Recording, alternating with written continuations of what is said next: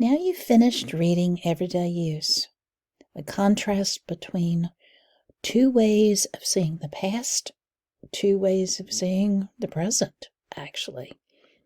Showing you some literary terms that are used there. We're back to our old verbal irony, the contrast between what words say and what they mean.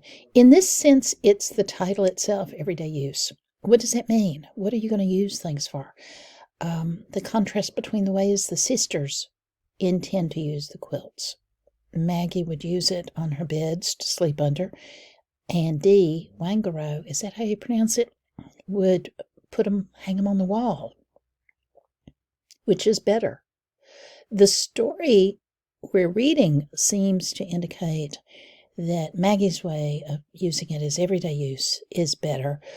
But you might want to write to me and tell me the other one is. I have some old quilts passed down in my family that I hang. Some of them are so fragile I would never dare use them on a bed.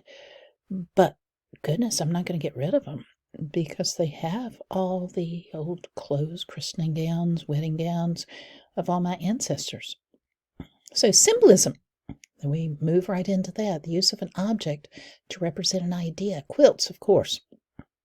Now, you know, quilts are traditionally a woman's art form.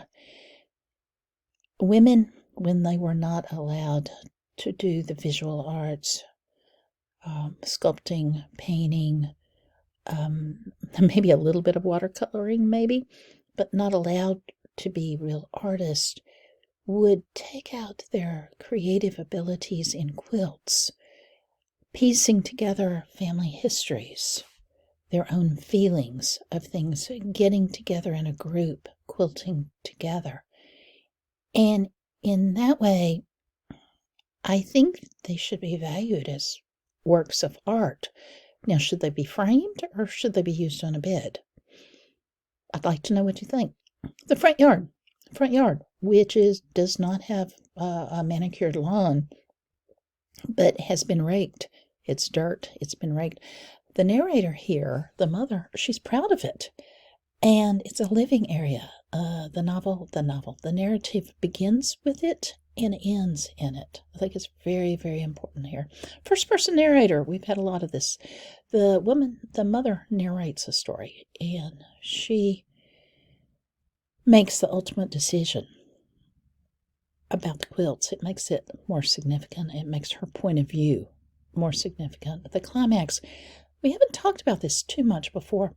The point of the highest tension, it's at this point there's no turning back. It's when she plops the quilts onto Maggie's lap. In all of our other narratives, it's come at the very end. The gray hair on the pillow, the rocks taken up against Tessie Hutchinson, the last present, the second present, unwrapped in the gift of the Magi. But here, at the end, we have them, the two women, sitting there in their yard with the life that they treasure.